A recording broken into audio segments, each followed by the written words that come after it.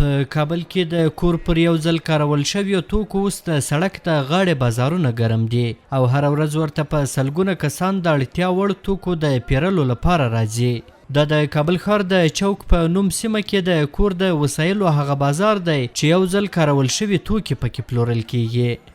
د دې توکو پلورونکي وایي چې تر اوږدې وزګارتیا وروسته یې اوس دې کار ته ملا تړلې او له همدې لارې د خپلې کورنۍ ورځني لګښتونه پوره کوي.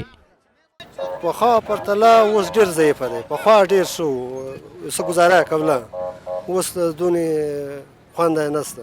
د ورځې تقریبا چې ډېرې سي او 300-250 روپۍ سي، هغه یې له بله خرچه سي.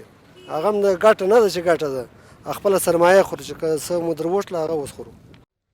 د دوی په خبره چې اوس مهال په هیواد کې د خلکو اقتصادي وضعیت کمزوری دی او یو ځل کارول شوي توکي د بازار په پرتله ارزانه دي، نو له همدې کبله ډیری کسان له دوی څخه دغه وسایل پیري.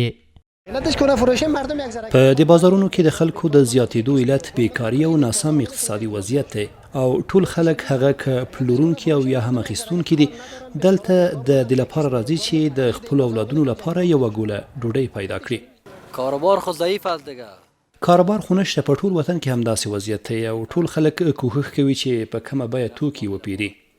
په دې بازارونو کې ډیری لوستي کسان اوان د افغان سینما مشهور لوبغاړي هم بوخت دي. په دوی کې ډیری د کمرې تر مخ خبرو ته نه حاضریږي، خو د افغان سینما مشهور لوبغاړی بشیر احمد عزیزي چې په ډیری افغان فلمونو کې کار کړی له CMG سره په خبرو کې وایي چې له اوږدې مودې راهیسې وزګار دی او د سینما په برخه کې یې چارې هم په ټپه درېدلې دي. نو اوس اړ شوی چې د کور د همدې توکو او وسایلو د پلورلو او پیر له لارې د خپلې کورنۍ لپاره یوه ګوله ډوډۍ پیدا کړي. زه خپله د افغان سینما یو لوبغاړی یم او اوس موږ تاسې خپله وینئ چې په کوم حالت کې یو. بیکاري ډیره زیاته ده. دلته داسې کسان شته چې پوهنتونونو څخه فارغ دي او ښې زده کړې کړي دي.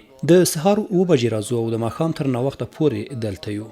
باور وکړئ چې تېره ورځ همداسې خالي لاس بیرته کور ته تللی یم او هیڅ سودا مې ونه کړه.